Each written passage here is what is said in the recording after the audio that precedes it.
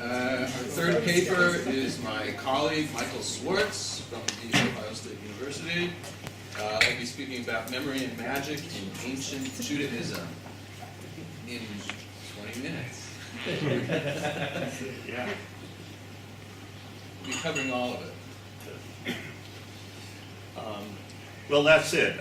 Basically, what I'll probably be using is what they call Rashi Prakim. And I was thinking those of you who are familiar with memory techniques may know something about the concept of the siman. If I could find a siman for my whole talk, it could be about 4 or 5 words. You'd know everything, but I'll have to spend the whole 20 minutes.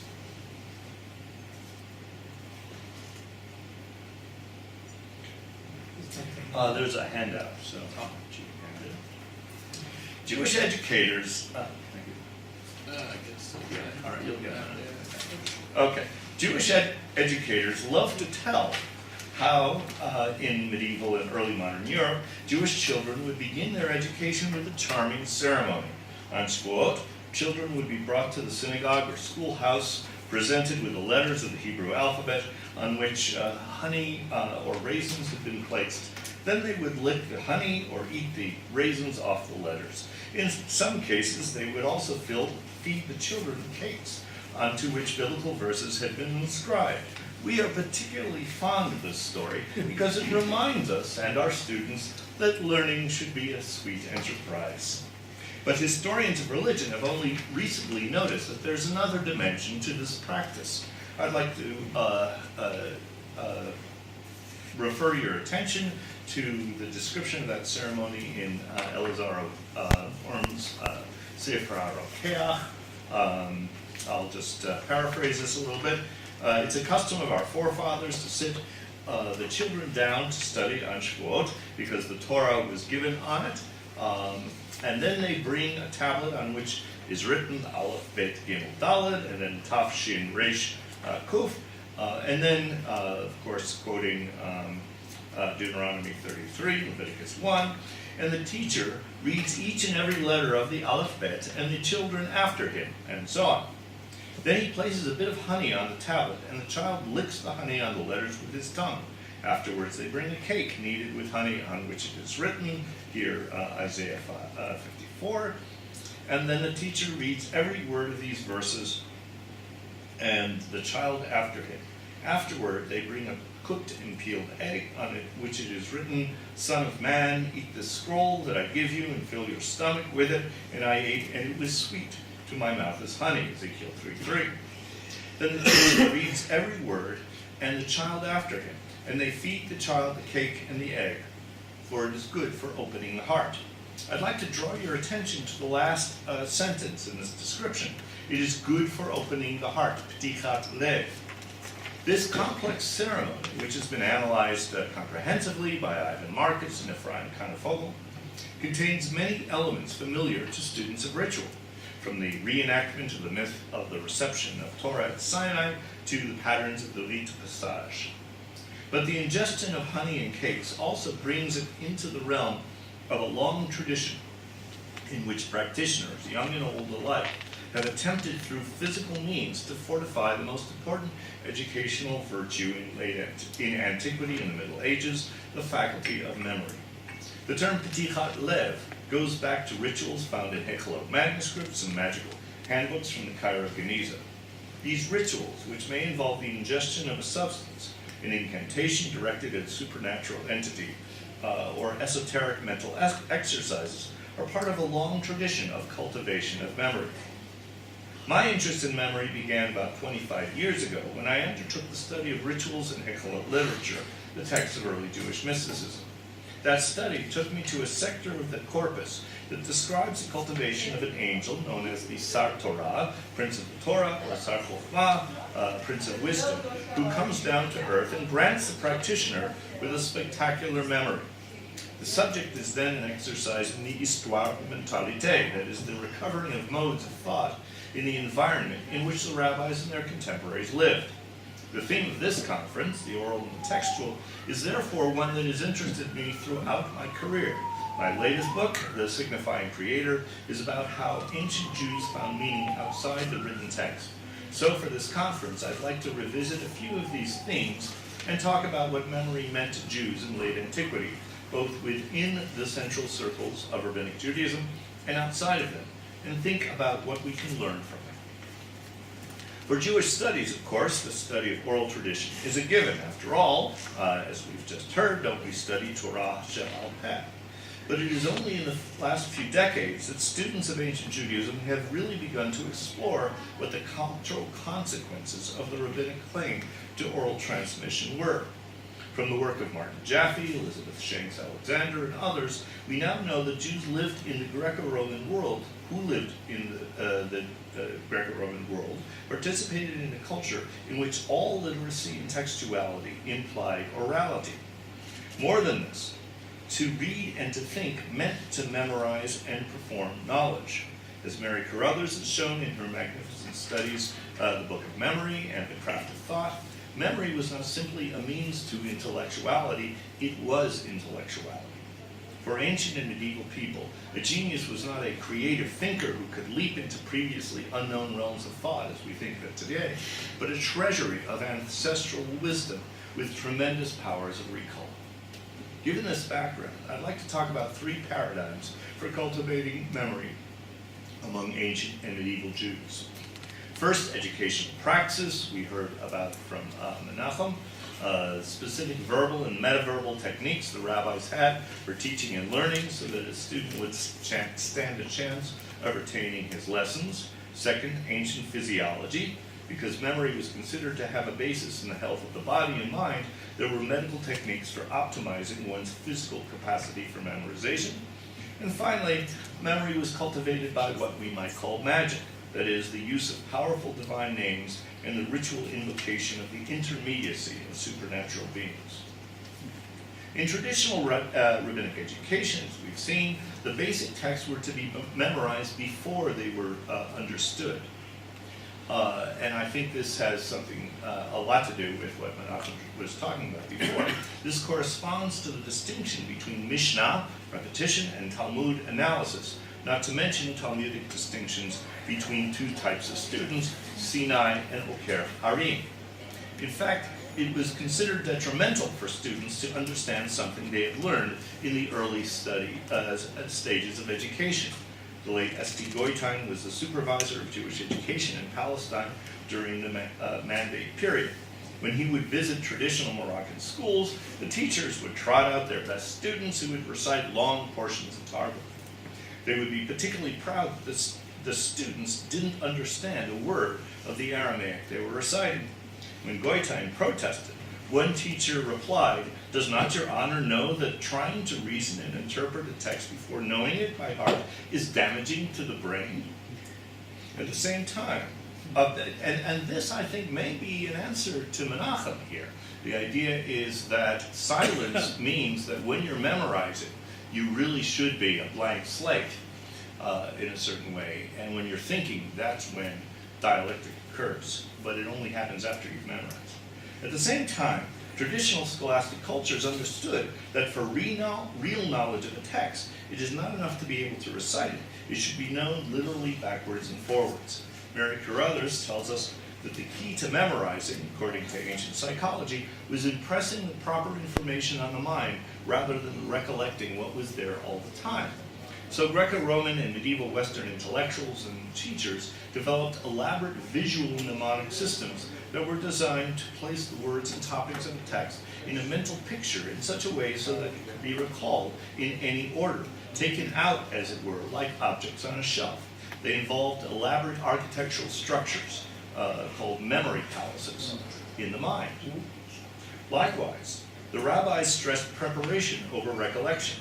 Certainly the highly formulaic nature of Mishnaic and cognate traditions made them easier to memorize. As we just heard from Menachem, traditions were also recited with some kind of melody.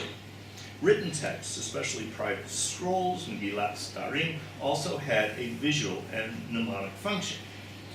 There were also, of course, living books called the Tana or Roveh, professional memorizers, who were belittled by some rabbis because, like the magician who does not understand his incantation, the Tana did not necessarily understand what he recited. But until recently, most of us had assumed that the rabbis memorized only by repetition, so we didn't think that ancient Jews had used these visual memory systems. For example, Jose Fauer argued that since Judaism was an auditory culture versus Hellenistic visual culture, the visual memory traditions would be foreign to Judaism.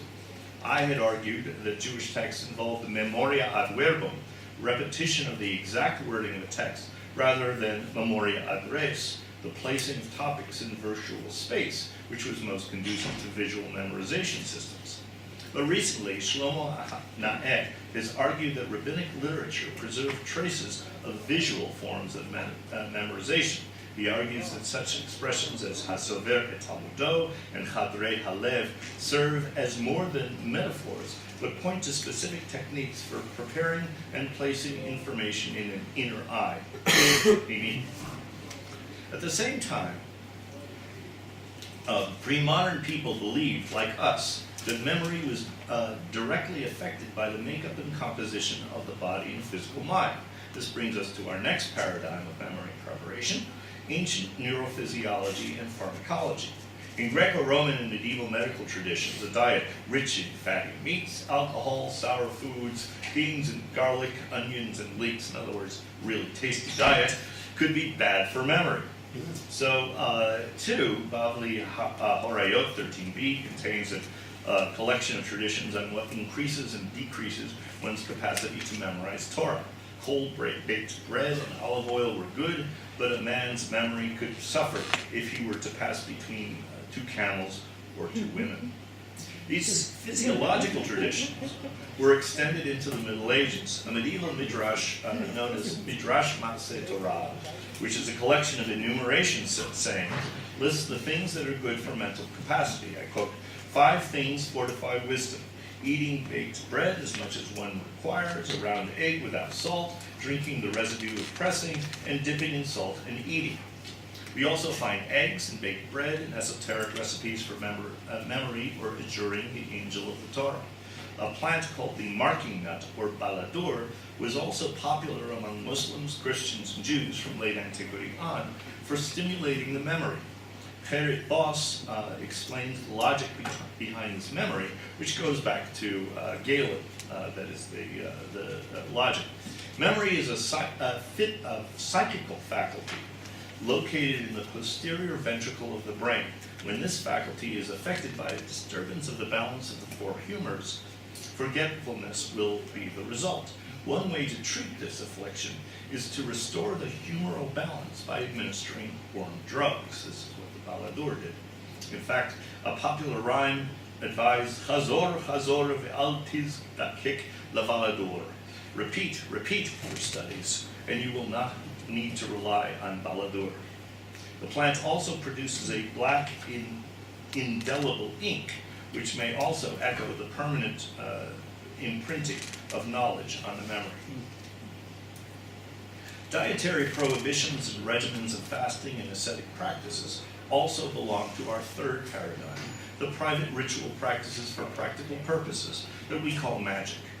In late antiquity, magic was called upon to assist the individual in every conceivable aspect of daily life.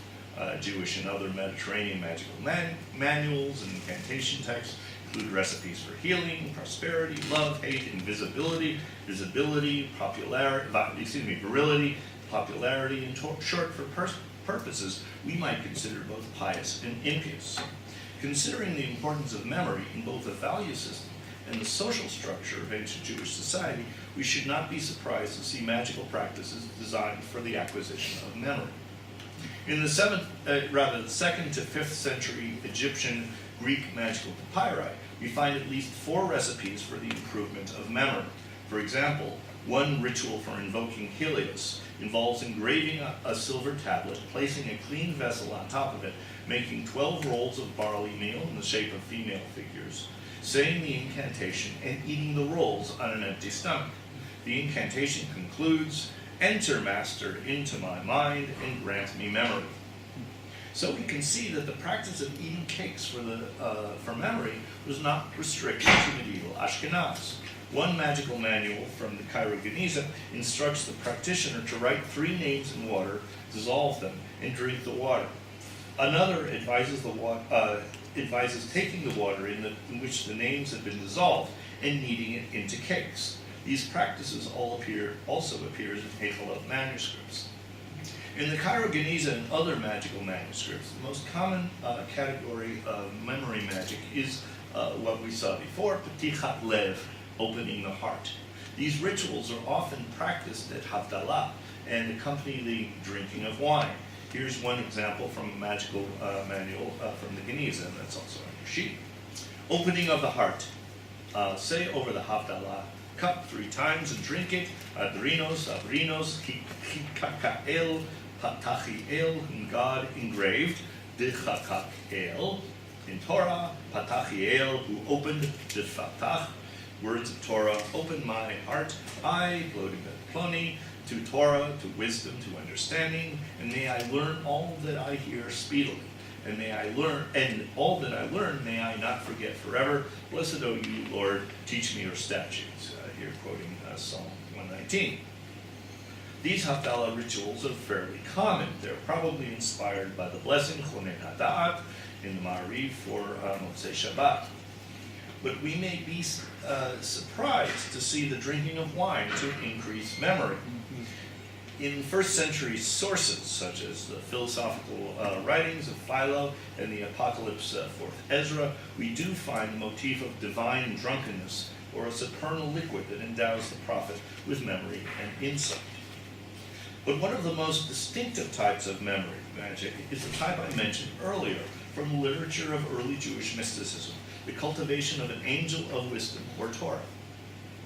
This angel, called the Sar Torah, Prince of the Torah, comes to the practitioner when he is summoned by a series of divine names. They form a major component of the Heichalah corpus, which is mostly written from about the 3rd to the 8th centuries, usually on the later side of it. I suspect that the Sar Torah materials come from Amoraic or post-Amoraic Babylonia, although they may have some Palestinian or Byzantine roots. The Sar Torah texts are usually joined to the Ascent texts, which describe journeys undertaken by famous rabbis through the 7 Heichalot, palaces, or chambers of heaven, to the Merkavah, the divine throne. But they are separate traditions brought together by editors, probably in the early post-Talmudic period. The Sar Torah texts are also different from the magical manuals because the rituals appear in the form of elaborate and even poetic narratives that advertise the praxis. Here's an example there on your sheet, the 3rd reading. Is a story about Rabbi Ishmael, the main hero of the Heichalat literature, and how he was transformed from a callow youth to a great rabbi. He says, a scriptural passage that I was reading one day, I would forget the next, and a Mishnaic passage I was repeating one day, I would forget the next. His teacher, Rabbi Nechunia Hakana, takes him into the chamber of the hewn stone of the temple. This, of course, is a blatant anachronism. He then teaches him to adjure by the magical name of the archangel Metatron. When he performs the ritual correctly, I quote, immediately my heart was enlightened like the gates of the east. My eyes gazed into the depths and paths of Torah, and never again did I forget anything my ears heard from my teacher, study, nor would I ever forget anything of the paths of Torah in which I engaged for their truth. Note that Rabbi Ishmael's enlightenment consists not only of spiritual or intellectual insight or encompassing wisdom. Rather, he has been blessed by the angel with an exceptional memory.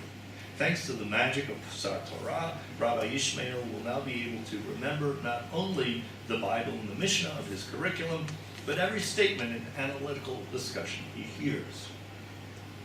While this phenomenon is beholden to the rabbinic system of educational praxis, it is also directly related to Jewish magical rituals. But rituals in the Sar Torah texts and Heichalat literature, in contrast to the Petichat Lev rituals I just described, are rituals of abstention and ablution, involving fasts of 3 to 40 days, ritual immersions, and the avoidance of all contact with impurity, especially menstrual impurity. Some of the texts do involve the ingestion of substances, as in the Petikat Lev rituals.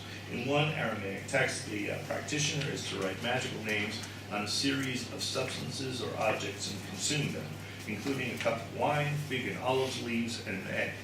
But most often, the goal of the rituals is to attain a level of extraordinary purity, well beyond what the rabbinic halakha requires, and sometimes in contrast to it, which will make the human being like the ministering angels, and who will come to him and bestow him with special gifts. There's a long tradition going back to apocalyptic literature and even pre-biblical of cultivating angels or divine beings who will impart revelation or practical information. But in the Sar Torah literature, the angel goes one step further. He not only reveals to the rabbi the hidden dimension of Torah, but he gives him the means to learn it. Who wrote these strange texts? Magical traditions were practiced by practically all sectors of society, especially in the world of the ancient rabbis, who incorporated more than a little magic into the Talmud. But the authors of the Sar Torah texts are somewhat harder to pin down. They were obviously influenced by the rabbis, but many aspects of these texts, including their purity rituals, limited knowledge of rabbinic historiography, and familiarity with esoteric traditions, place them at some distance from the central circles of the rabbinic elite. I have argued that they can be found among one or more of the components of what could be called a secondary elite that Moshe Dell has also written about. Classes of religious professionals such as chazanim, targumists, elementary educators, and perhaps the professional reciters, Tanaim, employed by the rabbis. Recently, Muli Vidas has argued that it is precisely the latter, the professional Tanaim, who were responsible for this literature. Drawing on Shlomo Naeh's work I mentioned on visual memory, Vidas argues that the reciters seized upon the cosmology of the palaces in the ascent text and saw in them an opportunity to build memory palaces onto which they could place the prodigious arrays of information they were charged to hold. One way or the other, all of these traditions attest to the power and prestige of memory in ancient Judaism.